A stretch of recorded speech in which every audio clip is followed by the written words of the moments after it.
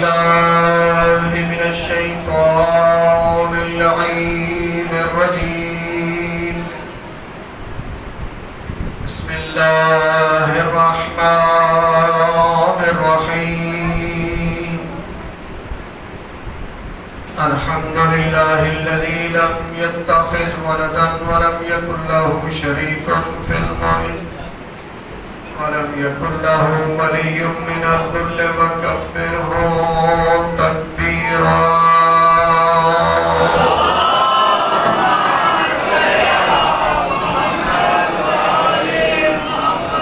والصلاة والسلام والتحيات والإكرام على الرسول المصدق المصطفى الأمجد المحمود الأحمد أبي القاسم محمد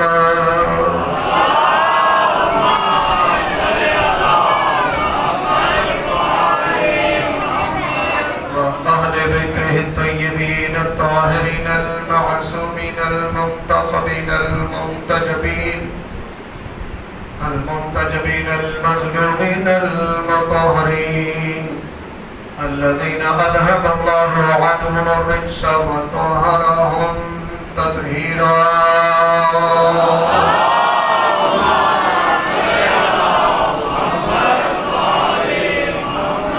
واللعنة الدائمة على أعداء الدين أجمعين من يومنا هذا إلى قيام يوم الدين.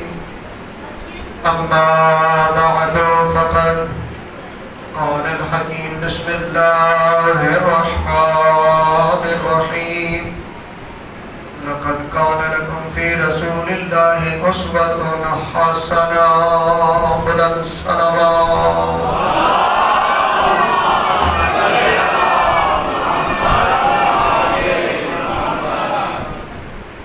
واحد پروردگار برادران کے اس پر خلوص اہتمام کو قبول فرمائے. خالق کائنات ان کے معاونین کا جامع دل میں قدم سخ نے جتنا بھی اہتمام کیا انہوں نے پروردگار اس کو قبول و منظور فرمائے. پروردگار ان کے رزق میں اضافہ فرمائے. ان کی دعاؤں کو قبول فرمائے. ان کے مرحومین کے درجات بلند فرمائے. سید اسد علی زیدی مرحوم کے درجات پروردگار بلند فرمائے. آپ جتنے قدم قدم چل کے ہیں مالک کائنات آپ کے ایک ایک قدم کو عبادت میں شمار فرمائے. پروردگار آپ سب کی دعاؤں کو قبول فرمائے. آپ سب کے مرحومین کے درجات بلند فرمائے. ہمیں ائمہ اہل بیت علیہ السلام کی سیرت طیبہ کو پڑھنے کی سمجھنے کی اور اس پہ عمل پیرا ہونے کی توفیق عطا فرمائے. جہاں جہاں پہ ذکر ہو رہے ہیں تمام زن و مرد بچے عزادار مالک سب کی حفاظت فرما. خدایا ہم سب کو ایک دوسرے کے ساتھ محبتیں بانٹنے کی توفیق عطا فرما. خداوند قدوس کا لاکھ شکر ہے جس پروردگار نے ہمیں اس گھرانے سے محبت کرنے کی توفیق عطا فرمائی جن کی مودت کو اللہ نے واجب قرار دیا. اتنا عظیم گھرانہ ہے کہ جس گھرانے کو پروردگار نے فرمایا اس کو میں نے ایسے پاک رکھا جیسے پاک رکھنے کا حق ہے. یہ سنی برادران میرے تشریف فرمائے ہیں یہ ہمارا مقدر ہے. یہ ہمارا نصیب ہے. اب پوری کائنات میں پھر لیں ہر بندہ ان سے محبت نہیں کرتا. یہ پروردگار کا کرم ہے کہ اس نے چند بندوں کو چن کے ان کے دل میں اہل بیت کی محبت ڈال دی. یہ خدا کا خصوصی کرم ہے. اس پہ جتنا شکر ادا کیا جائے وہ کم ہے کہ اس پروردگار نے کتنے انعامات سے نوازا. کہ اس پروردگار نے ہمیں مواحد بھی بنایا یعنی خدا کو ایک ماننے والا بنایا. خدا پہ مکمل عقیدہ رکھنے والا بنایا یعنی خدا ایک ہے اس کے علاوہ کوئی خدا نہیں. وہی معبود ہے کوئی اور معبود نہیں ہے. وہی مالک ہے وہی خالق ہے وہی رازق ہے. اتنا عظیم عقیدہ ہے یہ خدا کا خصوصی کرم ہے جو اللہ نے ہمیں عطا کیا. پھر نبی اعظم کتنی اتنی عظیم ہستی ہے جس کے بارے میں اللہ فرمانے لولاک لما خلقت الافلاک کہ میں اے حبیب اگر تجھے خلق نہ کرتا تو کائنات کی کسی چیز کو خلق نہ کرتا. یہ بھی ہمارا مقدر ہے کہ اللہ نے ہمیں ایسا نبی دیا جو امام الانبیاء ہے. ایسا نبی دیا کہ جو امام الانبیاء ہے یعنی تمام نبیوں کا امام ہے. اگر سارے نبی موجود ہوں ہمارے نبی بھی موجود ہوں نماز کا وقت ہو تو آگے ہمارے نبی کھڑے ہوں گے. جیسے میں نے کل گزارش کیا کہ جب معراج پہ گئے تو چوتھے آسمان پہ جب نماز ہوئی تو سارے نبی پیچھے تھے ہمارے نبی آگے تھے.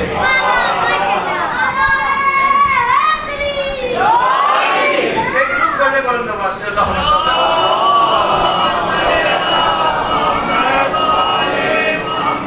ہمیں تو شیعہ سنی برادران کو اس کا شکر ادا کرنا چاہیے. بلکہ اگر آپ دیکھیں نا تو ہماری یہ 60-70 سالہ زندگی اگر ایک سجدے میں بھی گزر جائے تو ہم شکر نہیں ادا کر سکتے کہ جو اللہ نے ہمارے اوپر احسان کیا کہ ہمیں مواحد بنایا, آخری نبی کا امتی بنایا, اور اس کے بعد بھی اللہ نے اپنی نعمات کا سلسلہ جاری رکھا.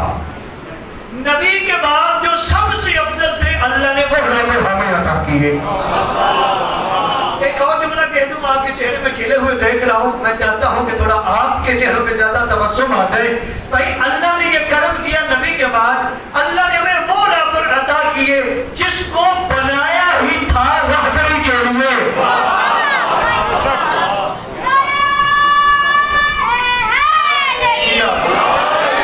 ہمارا موضوع چل رہا ہے سنت رسول.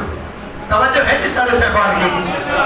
تھوڑا سا خلاصہ کر دیتے ہیں نئے چہرے. میں چاہتا ہوں اور ویسے بھی میرا طریقہ کار ہے کہ جو پچھلی مجالس سے ان کا خلاصہ کرتا ہوں تاکہ یہ بات یاد رہے.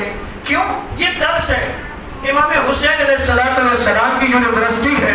اس جو سبق ملے اسے پلے باندھنا چاہیے. میں چاہتا ہوں بھول نہ جائے. خلاصہ کرتے ہیں.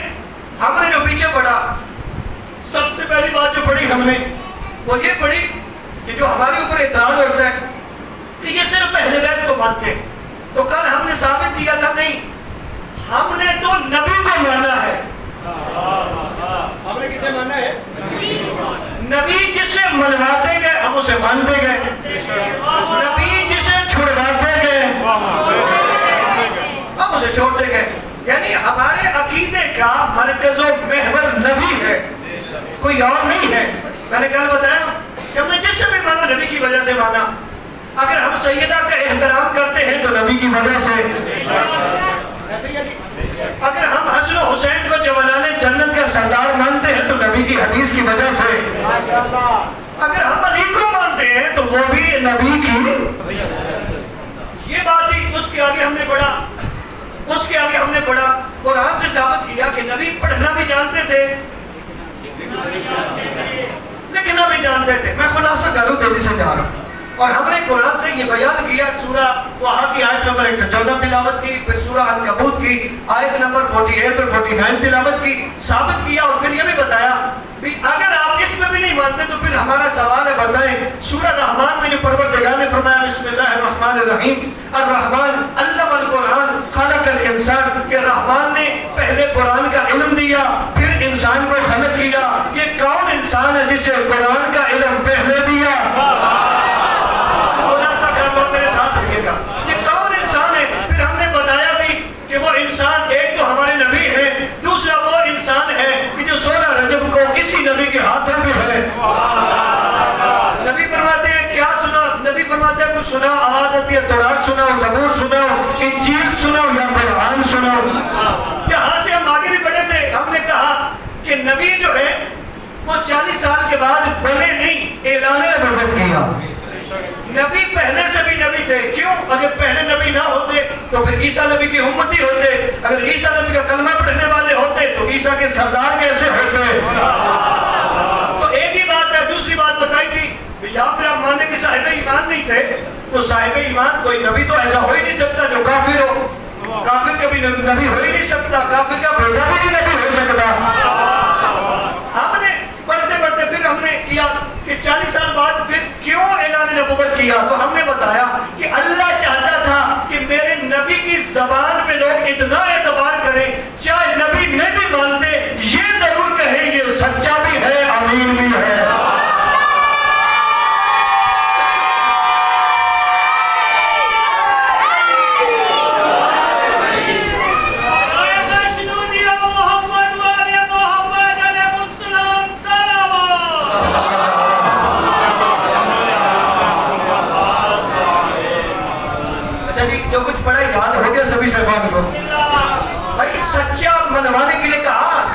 شریعت نہیں, یہ قیامت تک رہنی ہے.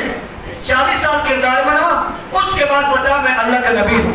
اور ہم نے پڑھا تھا کہ چونکہ سنت رسول ہمارا موضوع ہے, ہم نے پڑھا تھا کہ علماء نے, فقہاء نے, محدثین نے بتایا کہ نبی کی سنتیں 3 قسم کی.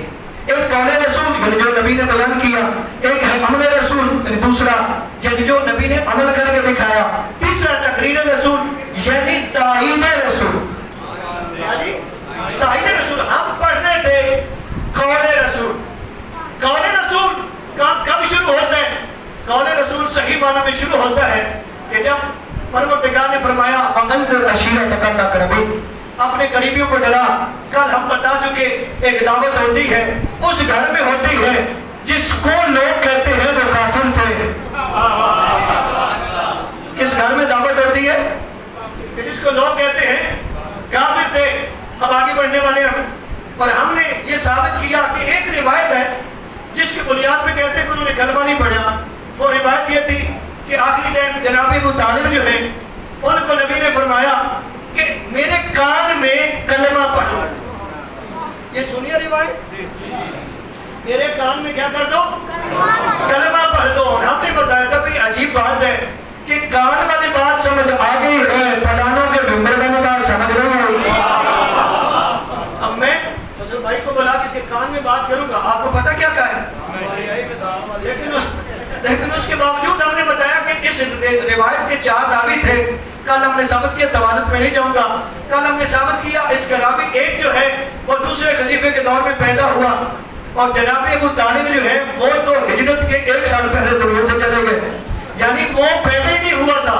دوسرا راوی جو ہے وہ جناب ابو طالب کی وفات کے بعد 2 سال گئے. تیسرا راوی جو ہے وہ 7 سال گئے. چوتھا راوی جو ہے وہ بھی مسلمان ہی نہیں ہوا. یہ ہو گیا خلاصہ. اب آگے بڑھتے ہیں اس سے, اب آگے بڑھتے ہیں. چلو ایک حدیث آ گئی جس میں بتایا گیا کہ ابو طالب علیہ السلام نے کلمہ نہیں پڑھا. اب ذرا قرآن کی طرف رجوع کرتے ہیں. اب قرآن کیا کہتا ہے اور اصول کیا ہے؟ اصول یہ ہے کہ اگر ایک سائڈ پہ قرآن کی آیت ہے, دوسری سائڈ پہ حدیث ہے, وہ آپس میں ٹکرا جائیں, حدیث کو چھوڑ دو. آپ یہ کلام حدیث بھائی نبی اعظم کی حدیث ہے, تو میری کوئی حدیث قرآن کے سے ٹکرائے اس کو دیوار پہ دے مارو, میری نہیں کسی دشمن کا خلاف ہے. دیکھو قرآن افضل ہے.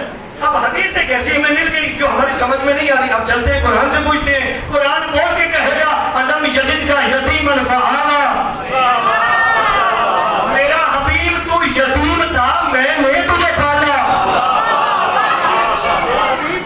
تو یتیم تھا, میں نے تجھے. بھائی اگر یہ بنیاد ہے ذہن میں رکھیے, یہ سمجھ آ گئی تو سارا عقیدہ ہی سمجھ آ جائے گا. میرا نبی تو یتیم تھا, میں نے تجھے پالا. شیعہ سنی برادران جتنے بھی ہیں سبھی کی کتابوں میں موجود ہے, پالنے والے ہیں ابو طالب. اور تھوڑا عرصہ بھی نہیں, 16 سے 17 سال پالا ہے. ٹھیک ہے جی. اچھا کیا جناب ابو طالب نے ہی پالا تھا نبی کو, یا کوئی اور بھی ہے جس نے کسی نبی کو پالا تھا؟ بھائی قرآن پڑھے, فرعون نے موسیٰ کو پالا ہے کہ نہیں پالا؟ آپ بولیں گے تو میں کچھ پڑھ پاؤں گا. فرعون نے پالا ہے. اور یہ یاد رکھیے گا قرآن میں سب سے زیادہ جو ذکر ہے نا وہ موسیٰ علیہ السلام اور موسیٰ کی امت بنی اسرائیل کا ہے.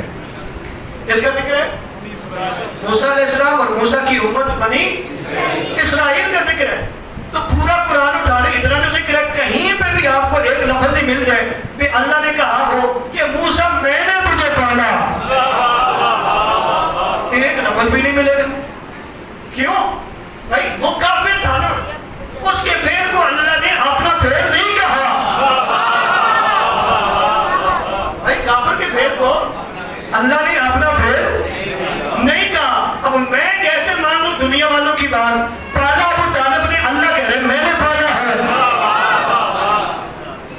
میں کیسے مان لوں کہ لوگ جو کہہ رہے ہیں وہ بات ٹھیک ہے, میں تو کہوں گا میں تو قرآن کی مانوں گا. قرآن کہہ رہا ہے کہ میں نے پالا ہے, تو یتیم تھا, میں نے تجھے پالا ہے. اب چلو ایک اور بات کرتے ہیں. موسیٰ علیہ السلام کو دودھ پلانے کی باری آئی, جو دائیاں تھی وہ کون تھی؟ کافرہ. اللہ نے قرآن میں فرما دیا کہ اے موسیٰ تجھ پہ کافرہ دائیوں کی خوراک حرام ہے.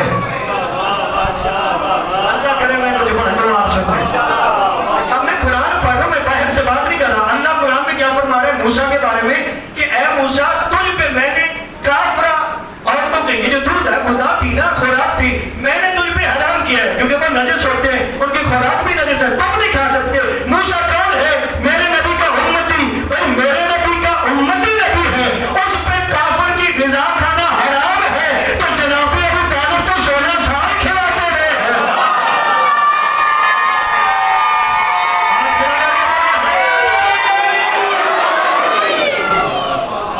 جناب ابو طالب تو 16-17 سال کھلاتے رہے ہیں.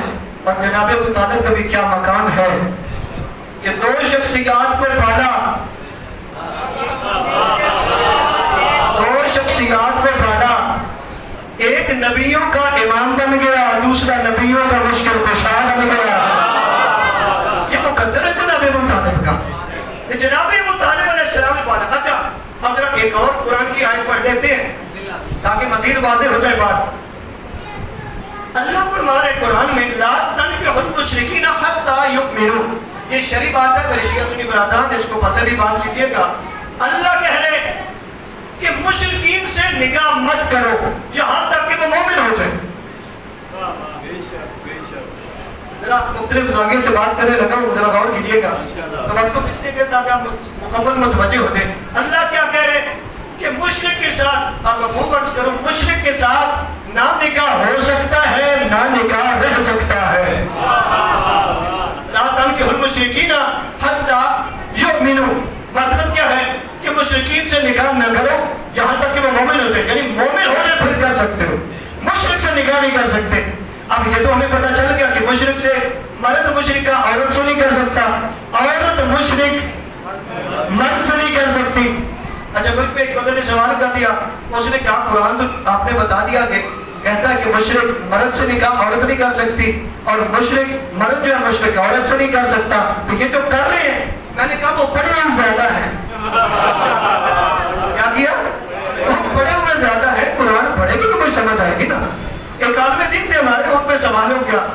ایک مناظر تھے, وہ کیا کرتے تھے کتابیں کھول کے حوالے دینے, ممبر پہ رکھ دینے, پھر دوسری کتاب کا حوالہ یہ دیکھو گے, پھر ممبر پہ رکھ دیا, پھر تیسری کتاب کا حوالہ ممبر پہ رکھ دیا, پھر قرآن کی آیت کا حوالہ ممبر پہ رکھ دیا. وہ سوال کرتا ہے عالم پہ, سوال یہ کرتا ہے کہ جب کبھی اشارے کی باری آتی نا تو وہ کبھی زانو اٹھا کے کتابوں پہ رکھ لیتے تھے, وہاں پہ قرآن بھی ہوتا تھا. میری بات میں سمجھ میں نہیں آ رہی, قرآن کی عظمت ہے, یہ کیا وہ کرتے تھے, اچھے خاصے عالم ہے. تو اس عالم نے جواب دیا اصل مسئلہ یہ ہے کہ وہ قرآن کے نزدیک زیادہ ہو گئے تھے. کیا کیا انہوں نے, یہ کچھ ایسے لوگ بھی ہوتے مگر میں قرآن کو تو ماننا پڑے گا. قرآن کہہ رہے مشرکین سے نکاح, آپ گھبرا گئے, مشرکین سے نکاح نہیں ہو سکتا. اور ہمارے پاکستان کے یہ قانون بھی ہے, اگر کوئی عورت جو ہے وہ طلاق لینا چاہتی ہے, ڈائیورس لینا چاہتی ہے, تو اگر شوہر اسے طلاق نہیں دینا چاہتا تو کیا کرتے ہیں, آخری حربہ وہ غیر مسلم ڈکلیئر کر دیتی ہے اپنے کہ میں غیر مسلم ہوں.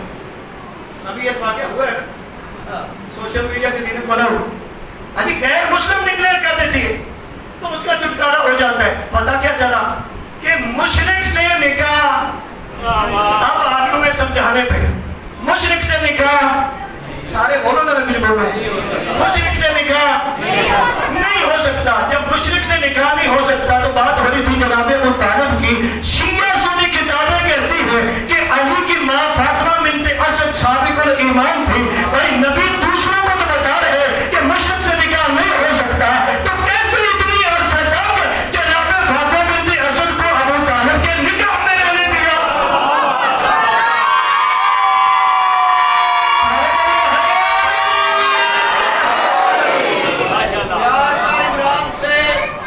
پیار کر عمران سے, یہ تو ولی کا باپ ہے, خود سراپا نور ہے, نور جلی کا باپ ہے. اور کیا ابو طالب کے لیے یہی کافی نہیں ملا, خدا جیسا ہے علی اور یہ علی کا باپ ہے. نعرہ حیدری. اللہ آپ کو سلامت رکھے. شعر میں تھوڑا سوچ کر معاف کیجیے گا, اللہ جیسا کوئی بھی نہیں ہے. بات ہے نا تو مسئلہ پتہ کیا ہے؟ یہی تو مسئلہ ہے. اور مجھے رکنا پڑ گیا کیونکہ برادران ہمیں کہہ رہے ہیں کہ جیسی توحید علی والوں کے پاس ہے، جیسی توحید نہج البلاغہ میں علی نے دی ہے شیعوں کو، ایسے کسی کے پاس بھی نہیں ہے. علی نے مرزا یہی کہہ رہے ہیں. تو پھر ہمیں توحید والا عقیدہ سب سے مضبوط رکھنا چاہیے. خدا جیسا کیوں نہیں ہو سکتا؟ اللہ کہہ رہا ہے لیسا کمثلہ شیء، میری مثل کوئی چیز ہی نہیں. اللہ کہہ رہے ہیں ان تدرک الابصار وہو یدرک الابصار، فرمایا یہ آنکھیں اسے نہیں دیکھ سکتی مگر وہ ان آنکھوں کو دیکھتا ہے. تو جو چیز نظر ہی نہیں آتی اس جیسا کوئی ہو کیسے سکتا ہے؟ بڑی بات ہے.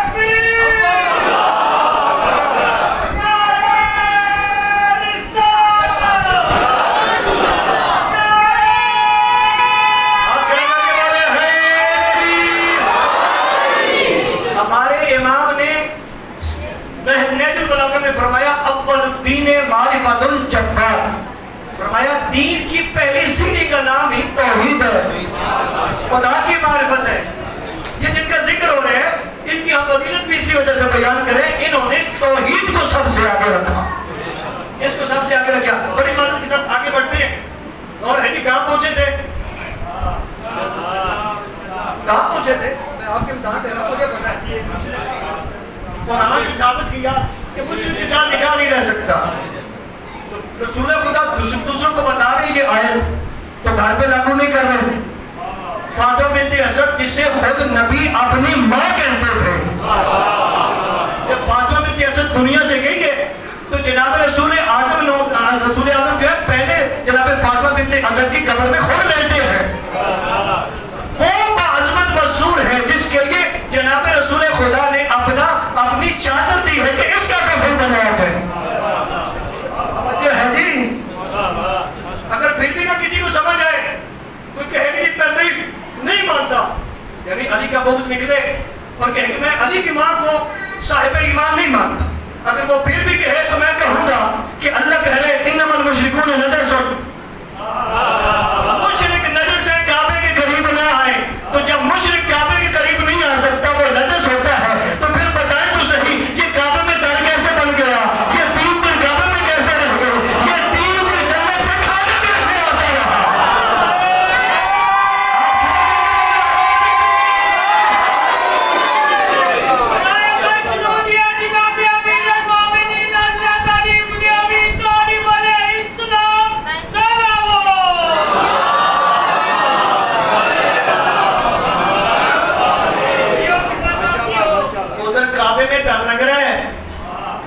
بی بی 3 دن کعبے میں رہ رہی ہے اور 3 دن کھانا جنت سے آ رہے ہیں. وہ صاحب ایمان نہیں ہے. توجہ ہے جی.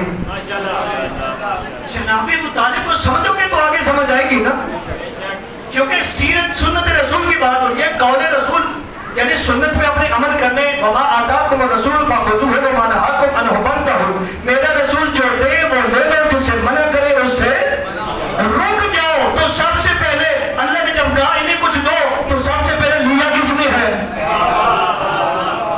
جب گھر ابو طالب کے ہے تو لیا کس گھرانے نے سب سے پہلے؟ بات تو یہ ہو رہی ہے سنت رسول سے تو ہٹے ہی نہیں، لیکن اس سے سمجھے بغیر آگے گزارا ہی نہیں ہوتا. بھائی مقام کیا ہے؟ میں نے کل بھی کہا کہ آج سیاست کا بڑا دور ہے، بچہ سیاسی ہے. آپ لوگ پریس کانفرنس سنتا ہے. میں صرف ایک سوال کرتا ہوں اسی حوالے سے، مجھے یہ بتائیں اگر کوئی بندہ نیا سیاسی ہو یعنی نئے سرے سے سیاست پہ قدم رکھ رہے ہیں، اب اگر وہ اپنی سیاست چمکانا چاہتے ہیں تو مشکل ہے یا نہیں؟ مشکل ہے، مشکل ہے، بہت مشکل ہے. اسے سیاست چمکانے کے لیے 2 لوگوں کی ضرورت ہوگی، امیروں کی، غریبوں کی. امیر کا اثر و رسوخ چلتا ہے، غریب کا ووٹ چلتا ہے. آپ ایسے خوش ہو رہے اس دفعہ نہیں چلنے والا. امیر کا اثر و رسوخ چلتا ہے، غریب کا ووٹ چلتا ہے. اور دوسری ایک اور بات ہے کہ سیاسی اچھا وہ ہوتا ہے جو سب سے اچھا جھوٹ بول دے. امیروں کو کرسی کا لالچ دے گا، غریبوں کو روٹی کپڑے مکان کا لالچ دے گا. اب وہ بھی جانتے ہیں اگر میں خود کھاؤں تو نہ سبھی کو کرسی دے سکتا ہوں، نہ سبھی کو روٹی مکان کپڑا دے سکتا ہوں. بھائی کوئی بھی نیا سیاسی ہے اس کے لیے یہ کرنا پڑے گا، پھر جا کے کسی منظر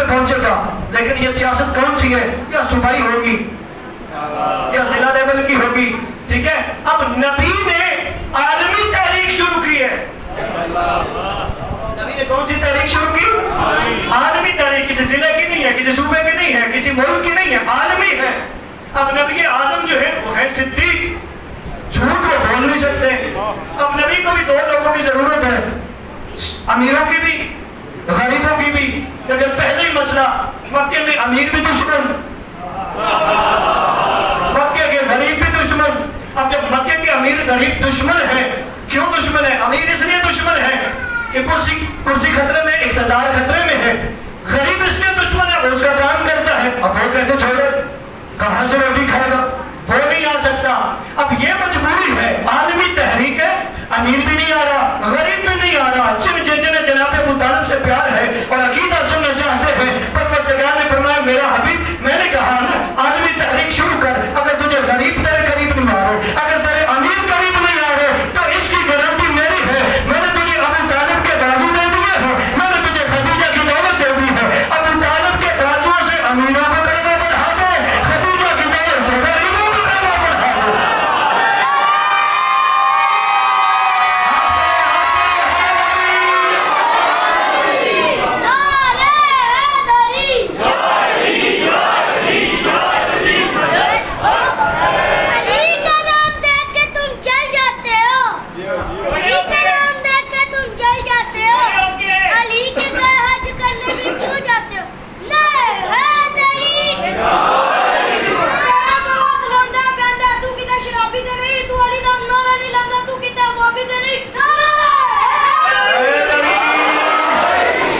اب آگے بڑھتے ہیں, اللہ آپ کو سلامت رکھے.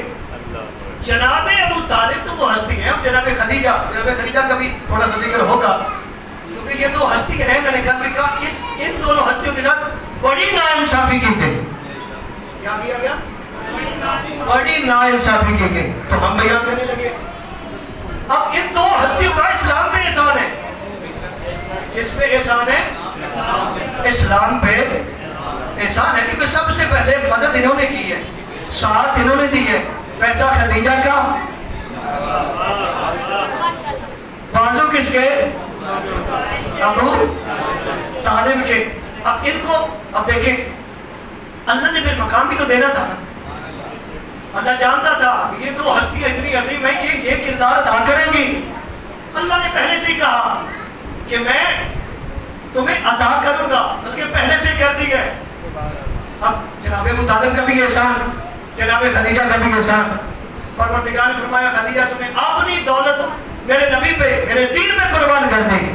دولت میری ہے لیکن دی تو تمہیں تھی دیا, لیکن تو نے پروانی کی ساری لگا دی. جب تو نے ساری لگا دی ابو طالب, تو نے اپنا سب کو چھوڑ کے میرے نبی کا ساتھ دیا, اللہ کے دین کا ساتھ دیا. اب میں دونوں کو انعام پہلے سے ہی دے چکا ہوں. کون سا انعام؟ ابو طالب تجھے میں نے انعام یہ دے دیا ہے, تیری اس محنت کے سر میں میں نے تیری نسل میں 12 معصوم امام رکھے ہیں.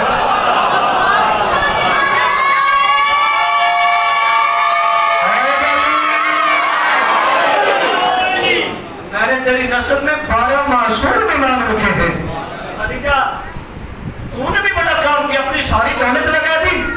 میں تجھے بھی انعام دے چکا ہوں. میں تجھے بیٹی زہرا جیسی دے چکا ہوں, اور ہے سبھی صحیحان کی. میں تجھے داماد علی جیسا دے چکا ہوں, اور حسن سے لے کے مہدی تک 11 اماموں کی ماں بھی بنا چکا ہوں. یاد رکھیے گا جناب خدیجہ الکبریٰ ام السادات ہے. جتنے سید ہیں سبھی کی ماں ہے. جتنے سید ہیں سبھی کی ماں ہے. کون؟ بولے تو صحیح, یعنی ابھی بھی نہیں مجھے آواز ہے. جناب خدیجہ الکبریٰ تمام سادات کی ماں ہے. اور یہ یاد رکھیے اعزازی ماں نہیں ہے, حقیقی ماں ہے.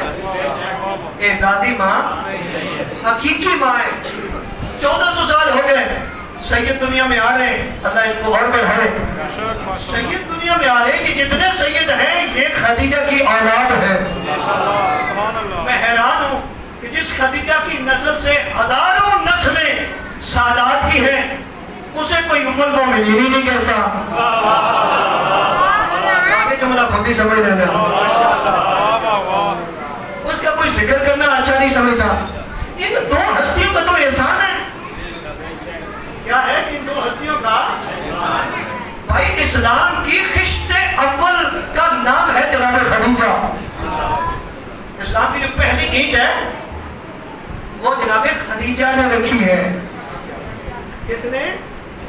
اور حیران ہے کہ خدیجہ نے پہلی اینٹ رکھی ہے، اوپر اسلام کی عمارت بن گئی. لوگوں کو عمارت نظر آتی ہے اور پہلی اینٹ نظر نہیں آ رہی. عمارت تو اوپر نظر آ رہی ہے اسلام کی، لیکن وہ اینٹ نہیں نظر آ رہی ہے. یہ انصاف نہیں ہے. اب آگے بڑھتے ہیں. علماء کا بڑا پیارا جملہ اور اس کے بعد اختتام کریں گے، مسائل کی طرف آئیں گے. علماء نے بیان فرمایا کہ رسول اعظم نے جب دین کا کام شروع کیا تو گمراہ معاشرہ تھا. کیسا معاشرہ تھا؟ سنت رسول کی بات ہو رہی ہے. قول رسول جب شروع ہوا گمراہ معاشرہ تھا. نبی نے جب بتانا شروع کیا کہ میں رسول ہوں، پروردگار کے حوالے سے، عقیدت کے حوالے سے بتانا شروع کیا، اس وقت ہوا کیا؟ گمراہ معاشرہ تھا. میں نہیں کہہ رہا، پروردگار فرما رہا ہے وَإِن كَانُوا مِن قَبْلُ لَفِي ضَلَالٍ مُبِينٍ کہ پروردگار فرما رہا ہے جب میں نے اپنا حبیب بھیجا اس سے پہلے یہ معاشرہ ضلال و مبین تھا، یعنی گمراہ معاشرہ تھا. اب گمراہ معاشرہ تھا، نبی اعظم نے صفر سے کام شروع کیا، 23 سالوں میں معراج پہ پہنچا دیا. اس سے مختصر کر نہیں سکتا. کام زیرو سے شروع کر کے معراج تک پہنچایا. کتنے سالوں میں؟ بولے میرے ساتھ، 23 سالوں میں. اب یاد رکھیے گا، معراج سے لے کے تدم قیامت اس دین کو محفوظ بنانے میں جہاں نبی سے فرشتے ہیں، وہاں پہ اور بہت سی ہستیاں ہیں جن کا کردار ہے. ان میں 6 ہستیوں کا کردار بہت زیادہ ہے. کتنی ہستیوں کا؟ سارے بولے 6 ہستیوں کا دین کی تبلیغ میں، دین پہنچانے میں، دین کی حفاظت میں بہت بڑا کردار ہے. وہ 6 ہستیاں کون ہیں؟ 3 اس میں مرد ہیں، 3 اس میں عورتیں ہیں. کتنے مرد ہیں؟ 3 عورتیں ہیں. یہی وہ جملے جن کے لیے میں نے ساری محنت کی ہے. اگر آپ متوجہ ہو گئے تو جہاں بھی یاد آئیں گے دعا دیں گے. 6 ہستی ہیں جن کا بہت بڑا کردار ہے دین میں. 3 ان میں مرد ہیں، 3 ان میں عورتیں ہیں. ایک مرد اور ایک عورت نے مکہ میں اللہ کے دین کی خدمت کی. ایک مرد اور ایک عورت نے مدینے میں اللہ کے دین کی مدد کی. ایک مرد اور عورت نے کربلا میں اللہ کے دین کی مدد کی. اب ذرا غور کیجئے گا، جس مرد نے مکے میں اللہ کے دین کی نصرت کی، نبی کی مدد کی، پھر اسی کے بیٹے نے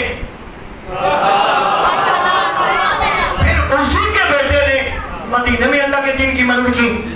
جس نے مدینے میں، جس مرد نے مدینے میں اللہ کے دین کی مدد کی، پھر اسی کے بیٹے نے کربلا میں اللہ کے دین کی مدد کی. اب ذرا پھر پیچھے آئیے، جس عورت نے مکہ میں اللہ کے دین کی مدد کی، پھر اسی کی بیٹی نے مدینے میں اللہ کے دین کی مدد کی. جس عورت نے مدینے میں اللہ کے دین کی مدد کی، اسی کی بیٹی نے کربلا میں اللہ کے دین کی مدد کی. اب 2 ہستیوں میں تعارف کروا چکا ہوں کہ مکہ میں جس عورت اور مرد نے خدمت کی، مدد کی اللہ کے دین کی، اللہ کے نبی کی نصرت کی، ان کا بتا چکا ہوں. ایک کا نام ابو طالب ہے، ایک کا نام خدیجہ ہے. پھر جب آگے بڑھے کہ مدینے میں جس مرد نے اللہ کے دین کی مدد کی وہ ابو طالب کا بیٹا علی ہے. کربلا میں جس مرد نے اللہ کے دین کی خدمت کی وہ علی کا بیٹا حسین ہے. مکہ میں خدیجہ نے مدد کی، اب مدینہ میں جس بیوی نے مدد کی وہ خدیجہ کی بیٹی ہے. اب جناب سیدہ نے مدینہ میں مدد کی، اب جناب سیدہ کی بیٹی ہے زینب جس نے کربلا میں اللہ کے دین کی مدد کی. مسلمان اس گھرانے کو سمجھ، ایک ہی تو طیب گھرانہ ہے. یہ سلسلہ ہے کہ جناب ابو طالب نے مدد کی، لیکن یہ مدد کا سلسلہ چلا بھی. جو شب ہجرت آپ سنتے ہیں کہ نبی نے فرمایا سو جائے بستر پہ، اور علی سو گئے، اور جانتے بھی تھے تیروں اور تلواروں کا سایہ ہے، پھر بھی سو گئے. کوئی اور تو کہتا نہ وہ کہتا کہ نیچے تکیہ رکھ کے اوپر کوئی چادر دے دیں. لوگوں کو لگے گا نبی سوئے، مرے گا بھی کوئی نہیں. علی نے یہ نہیں کہا. علی نے کہا میں سوؤں گا، نبی کا حکم ہے. میں کہتا ہوں یا علی آپ تو سوتے نہیں ہیں، اور پھر تیروں تلواروں کا حملہ ہے، ہونا ہے، آپ کیسے سو گئے؟ تو مجھے عجب نہیں کہ بیان فرمائیں اے مولانا کے حسن متانی ذرا ہوش کے ناخن لے، ذرا عقل سے کام لے. میں ابو طالب کا بیٹا ہوں. ابو طالب نے تو مجھے بچپن سے ہی محمد کے بستر پر سلانے کا عادی بنا دیا ہے.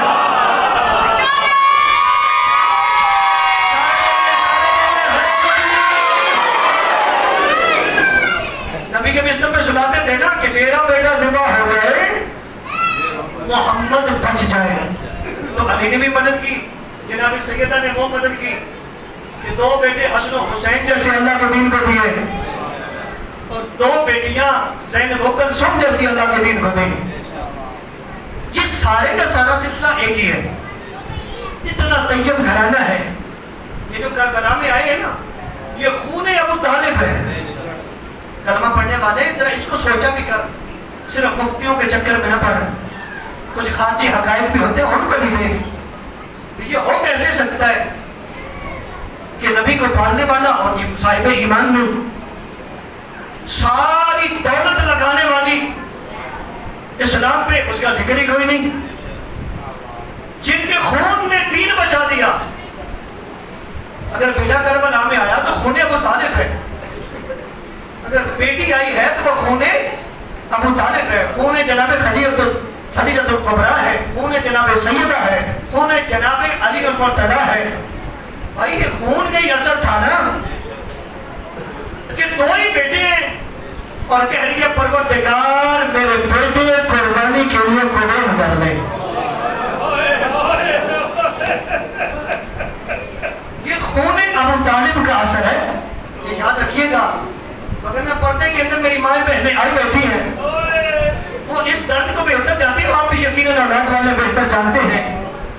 کبھی ایسا ہوا ہے کہ وہ ماں بیٹے بھی 2 ہی ہوں اور دعا مانگے کہ پروردگار میرے بیٹے دنیا سے چلے جائیں، میری قربانی کو قبول کر لے۔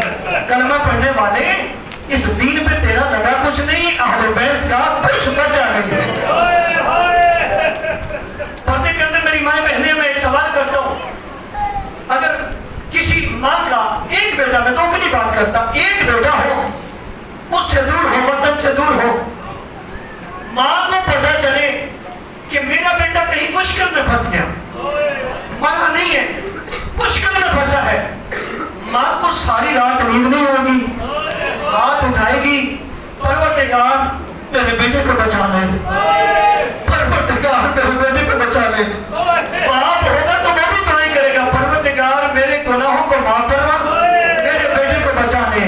کلمہ پڑھنے والا یہ کیسا گھرانہ ہے، باپ ہے تو وہ بیٹے دے کے کہتا ہے اے زینب میں بیمار ہوں، اگر میں ٹھیک ہوتا تو میں بھی ساتھ جاتا، لیکن یہ میں بیٹے دے رہا ہوں، اگر مشکل بن گئی تو ایک اپنی طرف سے حسین پہ قربان کرنا، دوسرا میری طرف سے حسین پہ قربان کر دینا۔ اب ماں ہے ذرا غور سے سنیے گا، ماں ہے شب عاشور کو 2 بچوں کو سامنے بٹھایا، میرے پیارے بچے آج شب عاشور ہے، کل 10 محرم ہے، کل کا دن قیامت سے کم نہیں ہے۔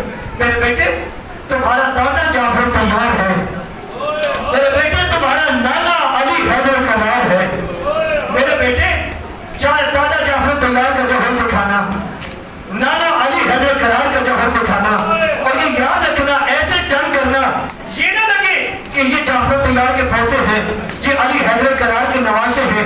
فرمایا جنگ ایسے کرنا پتہ چلے علی حیدر کرار خود جنگ کر رہا ہے، یہ ماں سمجھا رہی ہے، ماں سمجھا رہی ہے، ایسے پتہ لگے کہ خود جعفر تیار ہمارا جو دادا تھا اس کو جنت میں پر ملے ہوئے ہیں، تم اس کے نواسے اس کے پوتے ہو، جنگ ایسے کرنا۔ لیکن یاد رکھنا میں چاہتی ہوں، میری حسرت ہے کہ کل سب سے پہلے تمہارے لاشیں آئیں۔ کوئی ماں یہ کہہ سکتی ہے؟ کوئی ماں تو یہی کہے گی نا اللہ کرے میرے بیٹے بن جائیں۔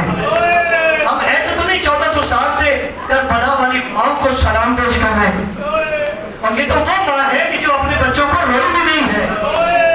کتنا حوصلہ ہے، کتنا دل گرتا ہے۔ اس لیے تو میں جب بھی شہادت پڑھتا ہوں میں شیعہ سنی برادران سے، اپنی ماں بہنوں سے ہاتھ باندھ کے منت کرتا ہوں، اور میں کہتا ہوں کہ یہ جملے سن کے شام کی طرف منہ کر کے اتنا کہہ دے بی بی آپ اپنے بچوں کو روئی نہیں، لیکن ہم روئیں گے، ہمارے بچے روئیں گے، ہماری بہنیں روئیں گی، ہماری بیٹیاں۔ آج شرم نہ کرنا، آج پرسہ دینا علی کی بیٹی کو، آج پرسہ دینا جناب سیدہ زینب کو۔ میں نے جملہ سنتے جائیں، میں نے خود روایت میں پڑھا، علماء بیان کرتے کہ شب جمعہ کو سارے نبی آتے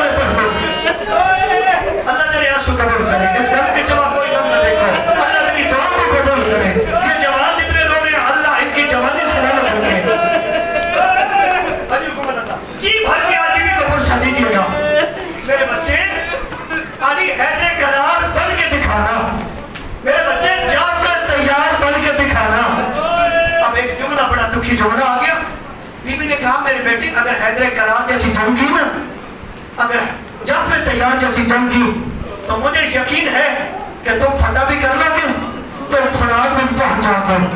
لیکن ایک بات ماں کی یاد رکھنا، جب فرات میں جا کے پانی پہ تمہارا قبضہ ہو جائے نا، کہیں بھول کے پانی نہ پی لینا، اصغر پیاسا ہوگا، سکینہ شرم نہ کیجیے گا، سینے پہ ہاتھ ماریے گا۔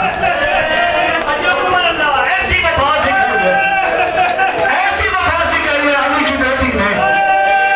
اللہ تعالیٰ سے قبول کر۔ اور دو جملے اور کہہ دوں، آپ نے رونے کا عبادت تو ہو گئی، رونے والا اجازت نہیں مل رہی تھی 10 محرم کی دن۔ حوصلے سے دو جملے سنیں، اجازت نہیں مل رہی تھی بی بی کے بچوں کو، وعدہ تو کر دیا تھا نا، اجازت نہیں مل رہی تھی، ظہر تک اصحاب شہید ہو گئے۔ ہمارا سلام ہو حسین کے اصحاب پہ، سلام ہو حسین کے ساتھیوں پہ، شہید ہو کے کہا جب تک ہم زندہ ہیں کوئی بنی ہاشم میں سے میدان نہیں جائے گا۔ یہ ہے کلمہ پڑھنے کا مزہ۔ وہ جانتے تھے ہمارے نبی کا نواسہ ہے، ہمارے نبی کی اولاد نے کہا جب تک ہم زندہ ہیں کوئی میدان میں بنو ہاشم نہیں جائے گا۔ سب سے پہلے سارے صحابہ شہید ہوئے۔ جب شہید ہو گئے بنو ہاشم کی باری ہوئی، جناب زینب نے کہا میرے بچے ابھی تک اب گئے نہیں، اس وقت جائیں گے جب علی اکبر کو برچھی لگ جائے گی، اس وقت جائیں گے جب قاسم کے ٹکڑے ہو جائیں گے۔ اولا محمد روک کہتے اماں کیا کریں، ہم تو کتنی دفعہ گئے، ماما اجازت نہیں دیتے، جب بھی ہم جاتے ہیں گلے لگا لیتے ہیں، پیشانی پہ بوسہ دیتے ہیں اور فرماتے ہیں میرے پھول جیسے بچے میں کیسے اجازت دوں، آپ کے میدان میں جانے کا کوئی موسم ہے؟ اب بعض علماء کو جملہ پڑھ لو، بزرگ علماء پڑھتے ہیں جناب زینب عالیہ علی کی بیٹی چلی، میرے بچوں میرے ساتھ آؤ، ماں چلی ہے بچوں پہ لے کے، کتنا حوصلہ ہے، حسین کے پاس آئی، اے حسین ابن علی جی شریکت الحسین بیبی،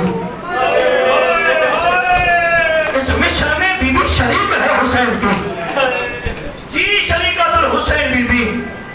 فرمایا میں علی حیدر کرار کی بیٹی ہوں، علی حیدر کرار کی بیٹی ہوتے ہوئے ایک امام کے پاس درخواست لے کے آئی ہوں، خدا نے اس درخواست کو قبول کرنا۔ شریکت الحسین بہن بتاؤ، بتاؤ کون سی درخواست ہے؟ بی بی ہاتھ باندھ کے کہتے ہیں ایک ہی درخواست ہے، میرے بچوں کو میدان جانے دے۔ ماں تو مائیں تو بچاتی ہے نا، کیسی ماں ہے، کہہ رہی ہے میرے بچوں کو جانے دے، میں سفارش کرتی ہوں۔ کہا یہ پھول سے بچے کیسے جانے دوں، کیا کروں؟ صبح کا جو بھی آیا ہے ایک ہی جملہ کہتا ہے مولا مرنے کی اجازت دے دے۔ وہ صرف کہتے ہیں میرے اندر بھی دل ہے، میں کیا کروں یہ معصوم بچے ہیں۔ اجر کو بڑا لالا تیری آنسو قبول کرے، تیری دعا کو قبول فرمائے، مریضوں کو شفا دے۔ اللہ تعالیٰ اجازت مل گئی، جانے لگے۔ بی بی کہتے ہیں ایک منٹ رک جائے، صندوق کھولا، صندوق کھول کے 2 امامے نکالے، فرمایا ایک امامہ ان کے نانا علی کا ہے، ایک امامہ ان کے دادا جعفر تیار کا ہے، فرمایا ان کو پہنا کے بھیجو، میں علی اور جعفر تیار بنا کے بھیجنا چاہتی ہوں۔ امامے پہلی ہے، امام نے اٹھایا، دونوں کو گھروں میں بٹھایا، اللہ کے حوالے، میرا پڑھنا آسان، آپ کا سننا آسان، پتہ نہیں کیسے چلے ہیں کون محمد، جناب زینب کی جوڑی کیسے چنی اور کیسے حسین نے برداشت کیا، رونے والے شہزادے آگے میدان